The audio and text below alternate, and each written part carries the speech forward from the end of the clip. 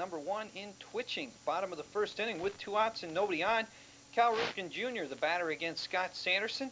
And Ripken takes him deep for his 16th home run of the season, RBI number 67. And that gives the Orioles a 1-0 lead on the solo 2-out homer by Cal Ripken Jr. off Scott Sanderson. In the top of the third, funny play coming up. Ricky Henderson pops this one up foul.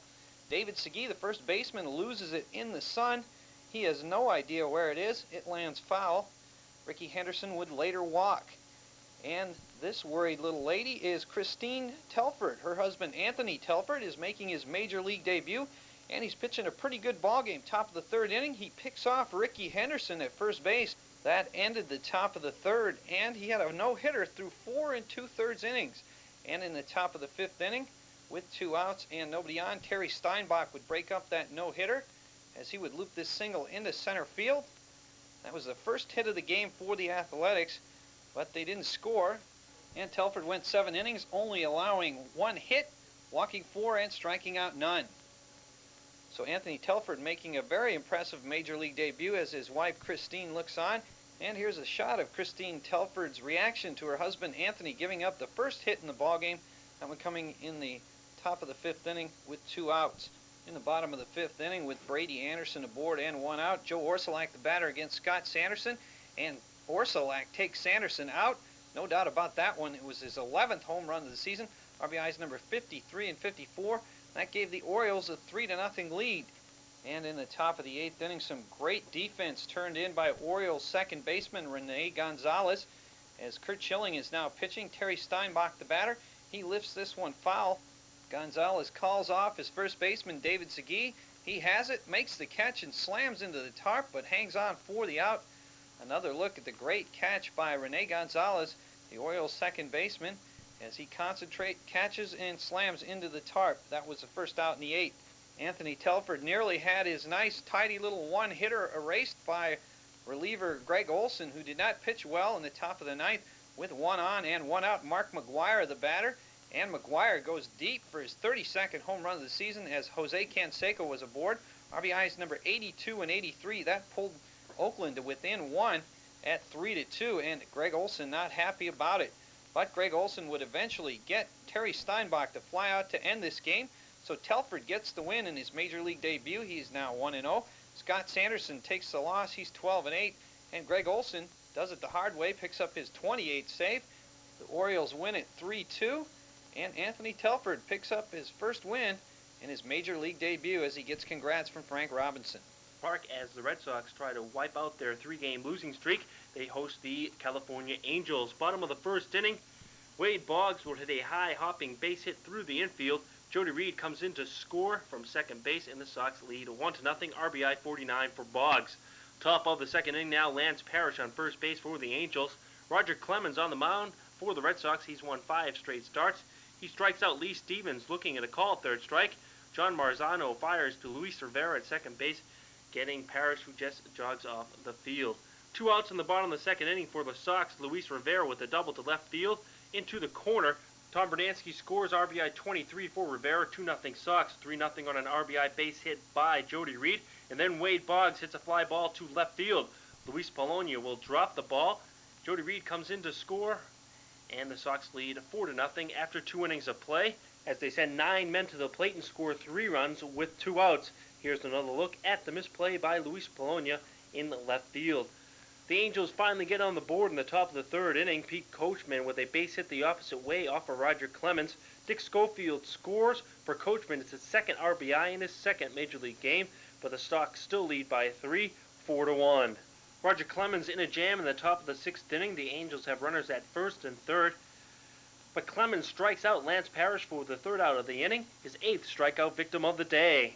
Top of the 9th inning, Jeff Gray strikes out Lee Stevens to end the game. The Sox win 4-1, snapping a 3-game losing streak, and also the Angels' 5-game win streak. Clemens the winner, he's 18-5. He has a personal 6-game winning streak. Abbott the loser, he's 8-11, and Jeff Gray picks up his 3rd save of the year. Top of the 2nd inning, Tony Gwynn with a shoestring catch in right field on Dale Murphy's fly ball. He looked like he did trap the ball, but it is ruled an out. We'll take one more look at the Tony Gwynn shoestring catch on Dale Murphy's fly ball in right field in the top of the second inning. Judge for yourself if it's a trap or not. Rasmussen had a no-hitter through 4 innings. Bottom of the third inning, Jack Clark will get a base hit to left field that would score Bip Roberts. RBI number 50 for Clark, and the Padres lead 1-0. 1-1 in the bottom of the sixth inning. Gary Templeton will get a base hit to right field. It hops over Tommy Herr's head at second base. A funny hop into right center field. Joe Carter scores, and it's 2-1 San Diego. Top of the seventh inning, the base is full on a base hit and a couple errors for the Phillies. Pinch hitter Sil Campusano gets a base hit up the middle. It almost hits second base umpire Bob Davidson. Charlie Hayes and Dickie Thon score, and the Philadelphia Phillies get the 1-run lead at 3-2. Now comes the controversy. Lenny Dykstra with a base hit to left field. Appears to be an RBI base hit as Randy Reddy will come in and slide home, but he'll miss the plate according to home plate umpire Ed Montague. Catcher Mark Parent will put the tag on him for the second out of the inning. We'll take one more look at this play. It appears that Reddy's trail leg did cross home plate, but not according to home plate umpire Ed Montague. Now for some fan involvement. Bottom of the seventh inning, Tony Gwynn will foul the ball off down the third base line, just out of Charlie Hayes' reach. Hayes continues on, hits the railing, and out pops the fan, and he slides back in. One more look at the Charlie Hayes pop the railing, out pops the fan. 2 on, 1 out, bottom of the ninth inning. Roger McDowell in pitching for the Phillies. Jack Clark hits a ground ball to Charlie Hayes at third base. Hayes steps on the bag, throws over to first base to complete the double play and end the game. 3-2 Philadelphia wins. Joe Baver the winner, he's 2-3. Rasmussen the loser, he's 8-12. McDowell his 17th save. From Dodger Stadium, policewoman Angie Dickinson on hand to see the Dodgers host the Montreal Expos.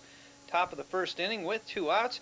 Tim Wallach, the batter, against Ramon Martinez. He pops this one back. Watch this great catch by Mike Scioscia as he catches it right near the dugout and comes up with the ball for the final out in the inning. Then Jose Offerman, making his Major League debut, became the 61st player in Major League history to hit a home run in his first at-bat. Last time it happened was Junior Felix last season with the Toronto Blue Jays. That gave the Dodgers a 1-0 lead. So that one came off of Dennis Martinez to lead off the bottom of the first. He had quite a Major League debut as he went 3 for 5 on the day. Jerry Goff would tie it up in the top of the fifth with his 5th home run of the season as he led off against Ramon Martinez. This one tied the score at 1 apiece, and Ramon Martinez took the loss in this game as he is now 15-6 as you take one more look at this home run swing of Jerry Goff. And Dodger manager Tommy Lasorda probably getting tired of the ultra slim fast diet. He's thinking about that hot dog, one of those Dodger dogs that they sell at the ballpark. In the top of the seventh, Ramon Martinez still pitching. Delino DeShields with the single in the left field. Foley tries to come home, but Cal Daniels guns it to Mike Scioscia, who does a beautiful job of blocking the plate. And that ended the top of the seventh inning. Mike Scioscia not so sure that he had the ball, though, as you'll see from this replay. Foley tries to slide under him, but Scioscia's too big. He tags him out and then has to look around for the ball, but it's in his glove as he shows it to the home plate umpire, Jerry Lane. Dennis Martinez went 8 innings to win his 3rd straight as he improved to 10-8. He allowed 7 hits and walked 4 while striking out 7. Here in the 8th inning, he strikes out Cal Daniels looking, so Dennis Martinez gets the win in this one. In the top of the 9th, Dave Martinez singled with 1 out off of loser Ramon Martinez, who was replaced after going 2-0 on the next batter, Jerry Goff. Howell walked Goff, and after a flyout by Tom Foley, Howell then allowed this 2-out pinch hit single by Mike Eldretti into left field, which scored Dave Martinez with the winning run. That made it 2-1 Montreal, and they held on from there as Steve Fry picked up his 6th save as he pitched the 9th. And top of the second inning with no score, the Mets got on the board first. Went after a long run. Brett Butler dropped Greg Jeffries' fly ball to short center field. And on the play, Darrell Boston scored. And the Mets led 1-0 in the top of the second inning. Then the top of the third inning, Mets increased their lead when Kevin McReynolds stepped up and belted a 2-run homer to left field off Giants starter Mike LaCosse. And the Mets led 3-0 for McReynolds' homer number 15, RBIs 56 and 57, as Howard Johnson scored on the home run. In the bottom of the 4th inning, the Giants came back a bit as Terry Kennedy doubled down the right field line into the corner. This knocked in Kevin Mitchell and Matt Williams, and the New York Blues cut to 3-2 on Terry Kennedy's 20 and 21st RBIs this season. In the top of the fifth inning, and Greg Jeffries double made the score 4-2. Then Kevin McReynolds hunted for his second home run of the game, a 3-run shot to left center field. Home run number 16, RBIs 58, 59, and 60 as Howard Johnson and Darryl Strawberry scored a home run, and the Mets led 7-2 in the top of the fifth. The Mets then led 10-2 before the Giants started a valiant comeback. In the bottom of the sixth inning, Ernest Riles came up and belted a pinch hit grand slam home run to right field, his sixth home run this season. He now has 15 RBIs, and the Met lead was cut to 10-6 in the bottom of the sixth inning. The Giants scored two more in the seventh. Then in the bottom of the ninth, Kevin Mitchell led off the inning with a solo home run to left center field off Mets reliever John Franco, and suddenly the lead was cut to 10-9 in the bottom of the ninth for Mitchell's home run number 27 and RBI number 68 this season. Then with the tying run on third base and only one out, John Franco got Jose Uribe to ground into a 6-4-3 double play to end the game. The Mets won 10-9 after leading 10-2 in the sixth inning. Dwight Gooden got the win. He raised the record to 13-6. Michael Koss got the loss. His record drops to 3-2. John Franco picked up his 28th save as the Mets won 10-9 Sunday evening in San Francisco. Ball from Arlington, Texas, where the Texas Rangers are hosting the Chicago White Sox. Bottom of the first inning, Rafael Palmeiro hits this line drive off of Wayne Edwards to Sammy Sosa. Franco tags. Sosa throws. It hits up off second base and nails Ozzie Guillen, the White Sox shortstop, right in the mouth. And we'll take one more look at this one. Sammy Sosa has a pretty good arm, and Ozzie Guillen was just going to let this one through, but it bounces up off the bag, hits him, and right in the face. In the top of the second, Carlos Martinez led off with a triple off of Jamie Moyer. Ron Karkovice then hit this line drive out into left field. Pete Incaviglia catches and throws home, but Mike Stanley can't hang on. Martinez is safe, and it's 1-0 Chicago. Ozzie Guillen adds a sacrifice fly, bases loaded RBI in the top of the fourth to make it 2-0. And how'd you like to have Ron Karkovice come into your living room? That's about as close as you'd want him to be. Top of the eighth inning with the score 2-1 Chicago. Ron Karkovice knocks in his second run of the game with one on and one out. Kenny Rogers pitching. Karko will ground this single up the middle.